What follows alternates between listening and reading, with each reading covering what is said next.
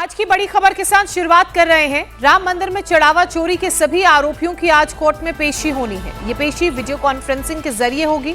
Police आज court से इन सभी आरोपियों की रिमांड मांग सकती है। वहीं सभी 8 आरोपियों के घर पर एक साथ कल छापेमार कार्रवाई को पुलिस ने अंजाम दिया और इस दौरान कई अहम दस्तावेज भी पुलिस ने जुटाए। और पुलिस को लवकुश मिश्रा की पत्नी के नाम पर जमीन के पेपर मिले हैं। ये जमीन पिछले साल अक्टूबर में खरीदी गई थी, यानी कि 2025 में। पुलिस ये पता लगा रही है कि क्या इस जमीन को खरीदने के लिए चढ़ावा चोरी की रकम का इस्तेमाल हुआ। पुलिस को दूसरे आरोपी अनुकल्प के घर पर डायरी और कुछ अहम दस्तावेज भी मिले हैं। पुलिस का मानना यह है कि डायरी राम मंदिर चढ़ावा चोरी केस से जुड़ी हुई है। पुलिस ने आरोपियों के बैंक अकाउंट्स की डिटेल भी खंगाली है और साथ ही आरोपियों के परिवार वालों के बैंक के दस्तावेज भी पुलिस अपने साथ लेकर गई। जिस तरह से पुलिस हरकत में आई उसे देखकर ये लग रहा है कि ये एक्शन अभी और इसी तरह जारी रह सकता है और जो सबूत कल पुलिस के हाथ लगे हैं उन्हें भी आज कोर्ट में पेश किया जाएगा। कोर्ट में पुलिस की तरफ से ये जिरह की जाएगी कि इन्हें पुलिस कस्टडी में भेजा जाए, क्योंकि अभी बहुत से ऐसे सवाल हैं जिनके जवाब मिलने बाकी हैं। अभय पराशर हमारे सहयोगी लगातार अयोध्या से बने हुए हैं और इस वक्त हमारे साथ लाइव जुड़ भी चुके हैं। अभय देखिए, जहां एक तरफ आज सभी 8 आरोपियों को पुलिस कोर्ट में पेश करेगी, उनकी कस्टडी मांगेगी, तो वहीं दूसरी तरफ कल जो पुलिस ने इनके घर जाकर घर वालों से पूछताछ की, वहां पर रेड की, उसमें कई अहम दस्तावेज कईयों के घर से मिले हैं। देखिए, बिल्कुल ज्योत्सना, ना केवल दस्तावेज मिले हैं बल्कि इन्होंने कई बेनामी संपत्ति कहां पर बना रखी हैं। खास तौर पर टिन्नू के कई ऐसे रिश्तेदार हैं जिनकी कुछ प्रॉपर्टी है। इसके साथ ही टिन्नू के अलावा जितने भी आरोपी हैं उनके घर से कैश की बरामदगी हुई है, संदिग्ध दस्तावेज मिले हैं, प्रॉपर्टी अपने रिश्तेदारों के नाम पर अयोध्या और अयोध्या के बाहर पिछले 1 साल के अंदर खरीदी गई है, कुछ गाड़ियों की जानकारी मिली है। इन तमाम चीजों को इस वक्त पुलिस अपनी जांच का हिस्सा बना रही है। दूसरी बड़ी खबर ज्योत्सना, हम आपको बता दें कि जिस तरीके से एसआईटी ने चंपत राय से पूछताछ की थी, गोपाल राव से पूछताछ की थी, अनिल मिश्रा से पूछताछ की थी, अयोध्या पुलिस भी अब जो बाकी के आरोपी हैं उनके परिवारों से पूछताछ करने के बाद बहुत जल्द इन तीनों को भी पूछताछ के लिए नोटिस सर्व कर सकती है। नोटिस सर्व करने की वजह यह है कि चंपत राय जो कि महासचिव थे, उन्हें पूरी जानकारी थी, उन्होंने पुलिस को जानकारी क्यों नहीं दी, टिन्नू का उनसे किस तरह का कनेक्शन है, तो इन तीनों से भी पुलिस पूछताछ करना चाहती है। आज कोर्ट के अंदर जब तमाम जो डॉक्यूमेंट्स कल बरामद हुए, वीडियो कॉन्फ्रेंसिंग के जरिए पुलिस अपनी बात रखेगी कि आरोपियों के परिवार से ये चीजें मिली हैं। उसके बाद बहुत जल्द चंपत राय, अनिल मिश्रा और गोपाल राव को भी पूछताछ का सामना करना पड़ सकता है। अबे, बहुत महत्वपूर्ण बात आप कह रहे हैं कि आज चंपत राय को लेकर भी जो अपडेट आपने दिया कि इनसे भी पुलिस पूछताछ के लिए नोटिस जारी कर सकती है, गोपाल राव को भी नोटिस जारी किया जा सकता है और अनिल मिश्रा को भी नोटिस दे सकती है अयोध्या पुलिस। जैसा कि हमारे सहयोगी अभय पराशर भी हमें बता रहे थे, ये इस पूरे मामले में एक बड़ी कार्रवाई होगी पुलिस की तरफ से। एसआईटी का गठन कर 8 आरोपियों को तो गिरफ्तार कर ही लिया गया था, लेकिन अब जानकारी मिल रही है चंपत मिश्रा, अनिल मिश्रा के अलावा गोपाल राव को भी अयोध्या की पुलिस नोटिस जारी कर सकती है और ये सवाल पूछेगी कि टिन्नू यादव जो इस पूरे राम मंदिर चोरी मामले में सबसे मुख्य आरोपी के रूप में सामने आ रहा है, उससे उनका ड्राइवर था, ऐसे में जानकारी तो थी, उस जानकारी और उस रिश्ते से जुड़े हुए सवाल पूछ सकती है। अभय, अगर इसी के लिहाज से चीजों को आगे बढ़ाया जाए तो कब तक ये नोटिस जारी हो सकता है और आज 8 आरोपियों को कोर्ट में कितने बजे पेश किया जाएगा?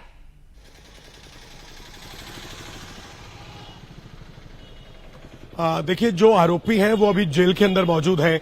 जो पुलिस सूत्रों से हमारी बात हुई थी, वीडियो कॉन्फ्रेंसिंग के जरिए फिलहाल आज पुलिस इनके जुडिशियल रिमांड की मांग करेगी, यानी कि इनको अभी और दिनों के लिए जेल में ही रखा जाए। इतने पुलिस अपनी एक इन्वेस्टिगेशन तैयार कर रही है, एविडेंस इनके खिलाफ कलेक्ट कर रही है। सेकंड हाफ में जो भी जानकारी इनके परिवार की तरफ से मिली है, जो परिवार के बयान दर्ज हुए हैं और जो रिकवरी हुई है, जिसमें कैश, ज्वेलरी, प्रॉपर्टीज के पेपर्स हैं, इन सभी जानकारियों को कोर्ट के सामने वीडियो कॉन्फ्रेंसिंग के जरिए रखा जाएगा। जहां तक बात है चंपत राय की, गोपाल राव की, अनिल मिश्रा की, तो जिस तरीके से एविडेंस अब तक बाकी के आरोपियों के खिलाफ मिल रहे हैं, उसी लिहाज पर जरूरत पड़ने पर बहुत जल्द, क्योंकि सूत्रों का यह कहना है कि एसआईटी ने भी जिससे पूछताछ की है, इनके बयानों को अयोध्या पुलिस भी लेना चाहती है और बहुत जल्द इन तीनों को भी नोटिस दिया जा सकता है। मतलब अभय, आप ये कह रहे हैं कि जिन 8 आरोपियों को आज कोर्ट में पेश किया जाएगा उनकी पुलिस रिमांड पुलिस नहीं मांगेगी बल्कि जुडिशियल कस्टडी मांगेगी। एक मजबूत केस बनाने की कोशिश होगी और अनिल मिश्रा के अलावा चंपत राय, गोपाल राव, इनसे पूछताछ होगी और उसके बाद आगे ऐसा वक्त आ सकता है जब इनकी पुलिस कस्टडी की मांग की जाएगी। लेकिन इसी बीच बड़ा सवाल यह है कि क्या इन तीनों की एसआईटी भी इनको नोटिस देकर इनसे भी पूछताछ करेगी या कार्रवाई सिर्फ अभी अयोध्या पुलिस की तरफ से ही की जाने की बात सामने आ रही है?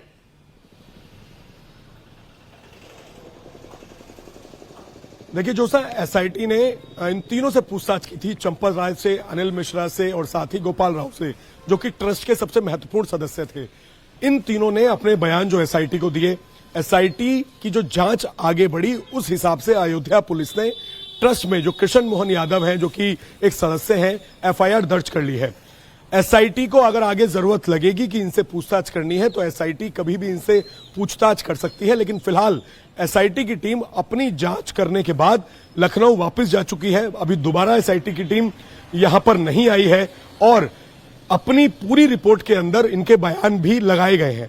अयोध्या पुलिस फिलहाल क्योंकि जांच को आगे बढ़ा रही है, तो अभी जिस तरीके से हमने कल एक बड़ा एक्शन देखा, सभी 8 आरोपियों के घर पर दस्तक दी पुलिस ने, उनके परिवार से पूछताछ की और कई अहम सबूत भी इकट्ठा किए। अभय, आप बने रहिए हमारे साथ। इस बीच एक बड़ी खबर, चढ़ावा चोरी के आरोपियों के केस लेने पर वकीलों की बैठक आज होगी, आज होने वाली है। इसको लेकर के चढ़ावा चोरी के आरोपियों के केस में वकीलों की आज अहम बैठक होगी, उसमें डिस्कशन होगा। अयोध्या बार काउंसलिंग की 11 बजे ये बैठक बुलाई गई है। काउंसलिंग की 11 बजे का वक्त दिया गया है। आज बार काउंसलिंग की ये बैठक में कई बड़े फैसले वकीलों द्वारा लिए जाएंगे। अभय,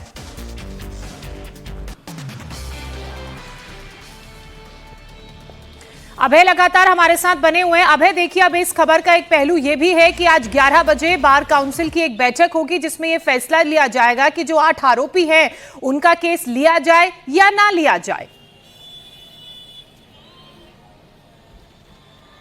देखिए बिल्कुल, क्योंकि नाराजगी जो है वो बहुत ज्यादा है।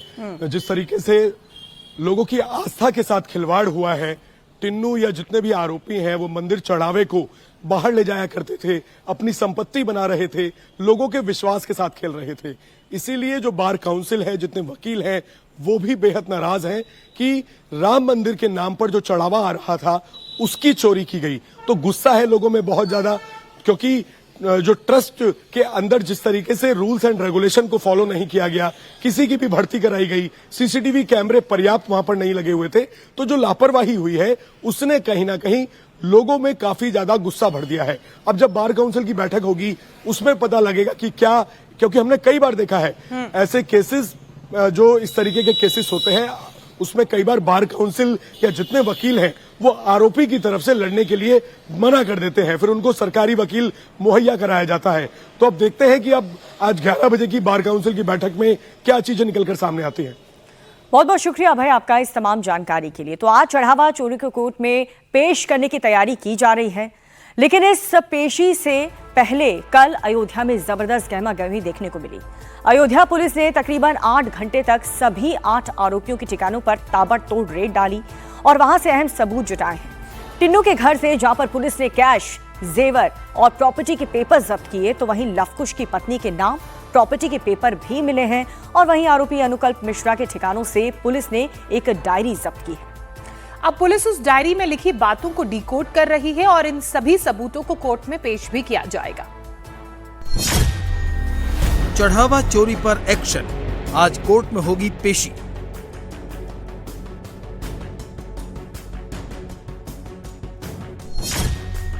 पेशी से पहले आरोपियों के ठिकानों पर ताबड़तोड़ रेड। ये लाल रंग का जो दरवाजा है ये टिन्नू का मकान है और घर के बाहर कुंडी लगी हुई है। ये मकान है टिन्नू के भतीजे मनीष यादव का। मनीष यादव की कल हमने बहन से बात की थी, उनके घर पर भी ताला लगा हुआ है। जिन बक्सों की चाबी नहीं थी उन बक्सों को, उनके ताले जो हैं वो तोड़े गए और तोड़कर पूरी तलाशी ली। आरोपियों की कुंडली खंगालने में जुटी पुलिस। ये गलत हो रहा है भैया, सब कुछ गलत हो रहा है। ये गलत फंसाया जा रहा है, वो निर्दोष है, उसको गलत फंसाया गया। अब जांच अच्छी तरह से हो उनकी, जो कि झूठ आरोप लगा है वो जो है मिटाया जाए। आपको लगता है झूठा आरोप? हमको तो यही महसूस हो रहा है कि झूठ आरोप लगा है। चप्पे चप्पे की जांच, चंदे की पाई पाई का हिसाब। कोई भी हो शामिल हो जाए, क्योंकि मैं इस गलती में किसी के साथ नहीं खड़ा हो सकता। अगर कोई गलती ये किया होगा तो भुगते। बैंक का पासबुक लेकर गए हैं, आधार ले गए हैं और पैन कार्ड ले गए हैं, यही सब ले, पूरा परिवार का नाम लिख कर ले गए हैं लिस्ट में। चढ़ावा चोरी में गिरफ्तार 8 आरोपियों को आज कोर्ट में पेश किया जाना है और उससे पहले अयोध्या पुलिस दिन रात एक करके सबूत जुटा रही है। एक एक आरोपी के घर की तलाशी हो रही है, हर संभावित ठिकाने से सुराग तलाशे जा रहे हैं। आरोपियों की प्रॉपर्टी की जांच हो रही है और इस जांच के नतीजे भी आने लगे हैं। ये सरकारी कागज है जो आरोपी लवकुश की प्रॉपर्टी का सबूत है। इस कागज में लवकुश की पत्नी का नाम है। पत्नी के नाम पर ही 16 अक्टूबर 2025 को जमीन खरीदी गई। 1024 वर्ग फीट की जमीन की कीमत सरकारी रिकॉर्ड में 8,80,000 रुपए दर्ज है। इस जमीन पर मकान का काम पूरा होने वाला था, लेकिन उससे पहले ही लवकुश को पकड़ लिया गया। पुलिस इन दस्तावेजों के आधार पर यह पता लगाने में जुटी है कि क्या ये जमीन चढ़ावा चोरी की रकम से खरीदी गई। क्या ये मकान श्रद्धालुओं की आस्था को दांव पर रखकर बनाया जा रहा है। आज पुलिस सभी आरोपियों को कोर्ट में पेश करके उन्हें रिमांड पर लेने की तैयारी कर रही है। रिमांड पर लेने से पहले पुलिस ठोस सबूत जुटाना चाहती है, इसलिए रविवार के दिन 8 आरोपियों के घर एक साथ पुलिस पहुंची। यह अयोध्या की कौशलपुर कॉलोनी है, जहां चंदा चोरी के 3 आरोपी रहते थे। ये सफेद कोठी टिन्नू के राइट हैंड अनुकल्प मिश्रा की है। अनुकल्प के ठीक पीछे चढ़ावा चोरी के दूसरे आरोपी अविनाश का घर है। दोनों की दीवार सटी हुई है और इससे महज 200 मीटर दूर अनुकल्प का जीजा लवकुश मिश्रा किराए पर रहता है। जिस गली में अयोध्या पुलिस की टीम पहुंची, वहीं 23 दिन पहले पुलिस ने छापेमारी की थी और उस दिन अविनाश शुक्ला के घर से लाखों रुपए के चढ़ावे की रिकवरी हुई थी। पुलिस ने अविनाश शुक्ला के भाई के इसी योग सेंटर से 5 लाख की रिकवरी की थी। रविवार को यूपी पुलिस योग सेंटर का ताला खोलकर अंदर दाखिल हुई। अविनाश शुक्ला के भाई से 6 घंटे पूछताछ की। अविनाश शुक्ला के घर से 200 मीटर दूर ही अनुकल्प की सफेद कोठी है। इसकी कीमत 40 से 45 लाख है। अविनाश शुक्ला 4-5 साल से इस इलाके में रहता था।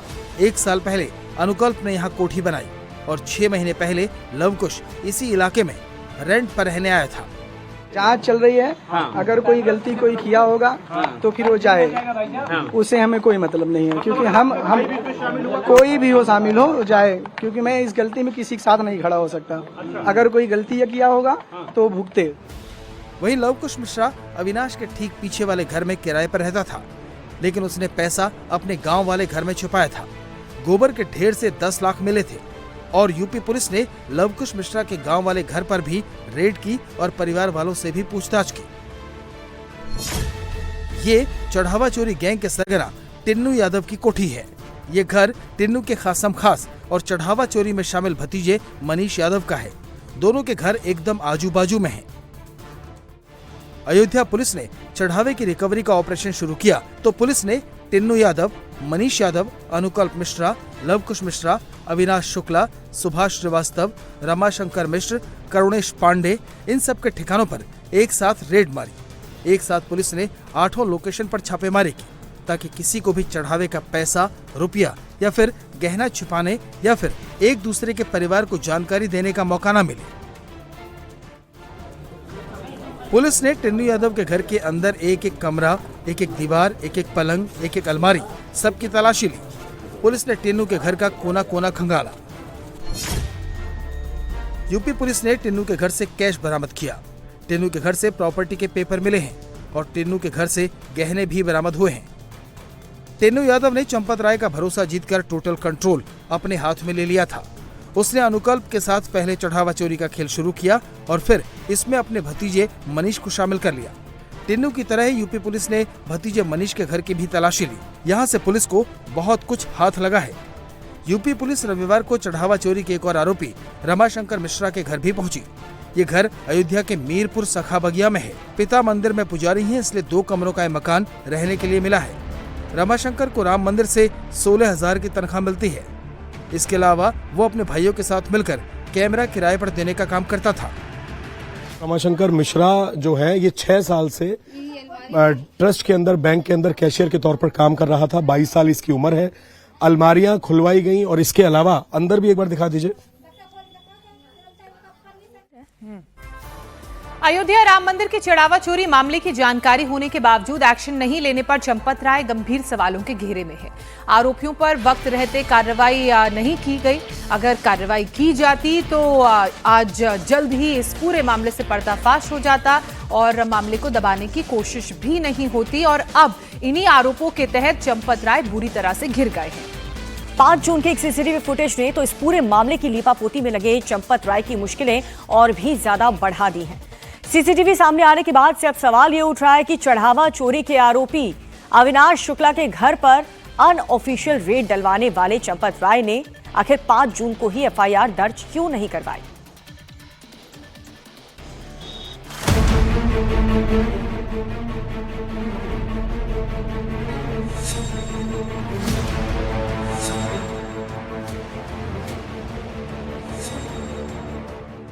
भगवान राम के घर में चढ़ावा चोरी के खुलासे के बाद पहले एसआईटी की जांच, फिर एफआईआर और गिरफ्तारी के बाद आया ये सीसीटीवी फुटेज। एक तरफ जहां चंपत राय के झूठ का पर्दाफाश कर रहा है, तो वहीं राम जन्मभूमि मंदिर को प्राइवेट प्रॉपर्टी समझने वाले ट्रस्ट के महासचिव चंपत राय पर लगे उन आरोपों की भी पुष्टि करता है, जिसमें चंपत राय ने चढ़ावे की चोरी को बेहद हल्के में लेते हुए प्राइवेट इन्वेस्टिगेशन कराई थी। सीसीटीवी में जिस शख्स को पुलिस वाला गाड़ी में बैठा रहा है, ये अविनाश शुक्ला है।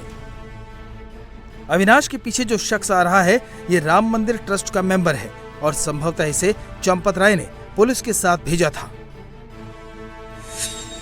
इसके हाथ में एक काला बैग है। इस बैग में मंदिर में चोरी के लाखों रुपए हैं, जिसको अविनाश के घर से रिकवर किया गया है। साथ में जो दारोगा है, वो लगातार फोन पर बात कर रहा है और छापेमारी से जुड़े अपडेट अपने बड़े अधिकारी को दे रहा है। इस सीसीटीवी फुटेज में तारीख 5 जून दिख रही है। मतलब साफ है 5 जून को चढ़ावा चोर और चोरी के सबूत दोनों मिल गए। 5 जून को चोरों ने अपना गुनाह कबूल कर लिया था। चोरी के पैसों की पहली बार रिकवरी भी हो गई थी। सब कुछ पुलिस के सामने हुआ, लेकिन चढ़ावा चोरी की एफआईआर नहीं लिखी गई। दावा किया जा रहा है कि चंपत राय ने पुलिस को एफआईआर करने से मना किया था।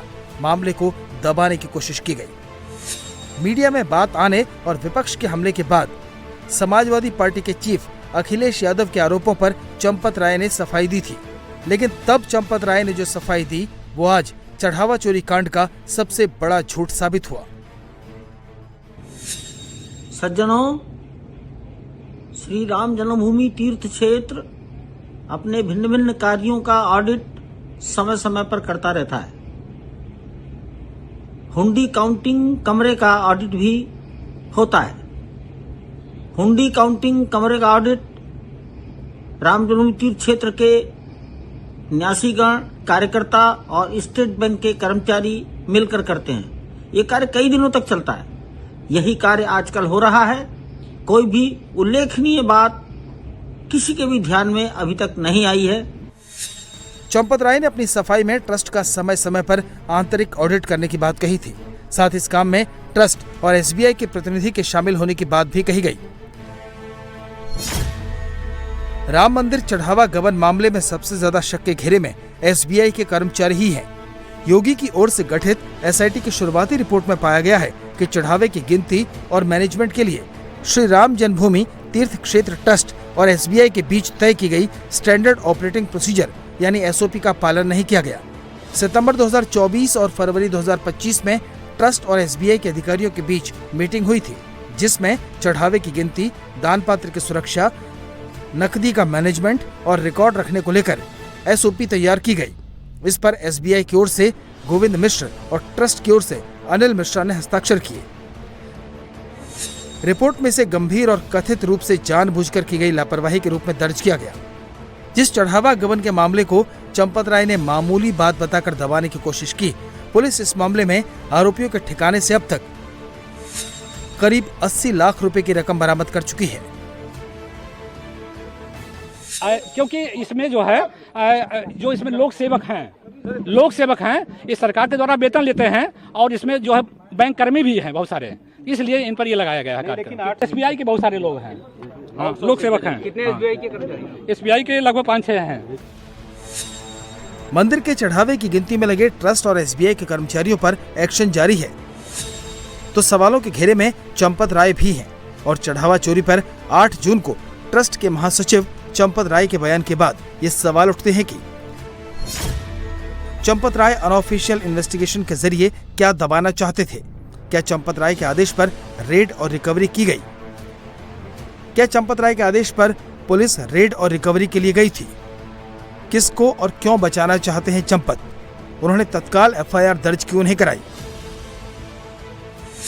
अब विश्व हिंदू परिषद के अंतर्राष्ट्रीय अध्यक्ष आलोक कुमार ने चढ़ावा चोरी के मामले के खुलासे से लेकर जांच और चंपत राय के इस्तीफे तक इस घटना के 4 अहम मोड़ बताए हैं। ये अनियमितताएं ध्यान में आई तो ट्रस्ट ने चंपत जी के द्वारा मुख्यमंत्री जी से कहा SIT बना के जांच कराइए, कुछ गड़बड़ है, कुछ बड़ी गड़बड़ है। जब SIT वहां पहुंच गए मेंबर्स, तो दूसरा स्टेप ये हुआ कि चंपत जी ने उन्हें कहा कि मैं महामंत्री हूं, मेरी जिम्मेवारी है, आप मेरे से पूछताछ से शुरू कर लीजिए। तीसरा स्टेप, जब SIT ने अपनी प्रिलिमिनरी रिपोर्ट में कुछ लोगों का नाम लिया, तो ट्रस्ट ने तुरंत FIR कराकर कहा इन 8 की जिनका नाम है और अन्य लोग जो हो सकते हैं, और समूचे प्रकरण की जांच करिए। चौथा स्टेप ये है, जब ये कहना शुरू किया विपक्षी दलों ने कि चंपत जी महामंत्री रहेंगे तो जांच को प्रभावित कर सकेंगे या कुछ गवाहों पे दबाव बना सकेंगे, तो चंपत जी ने स्वयं होकर के त्यागपत्र दिया है। राम मंदिर की मर्यादा के पालन में नाकाम रहे ट्रस्ट के अधिकारियों से लेकर कर्मचारियों तक पर एक्शन जारी है। तो जिन लोगों ने चढ़ावे में चोरी की, अब उनकी फैमिली के लोग भी चढ़ावा चोरी के आरोपियों को सजा देने की मांग कर रहे हैं। चढ़ावा चोरी के गिरफ्तार सभी 8 आरोपियों की आज कोर्ट में पेशी है और आज से ठीक 8 दिन बाद चढ़ावा चोरी में चंपत राय की भूमिका पर ट्रस्ट की मीटिंग में फैसला होना है।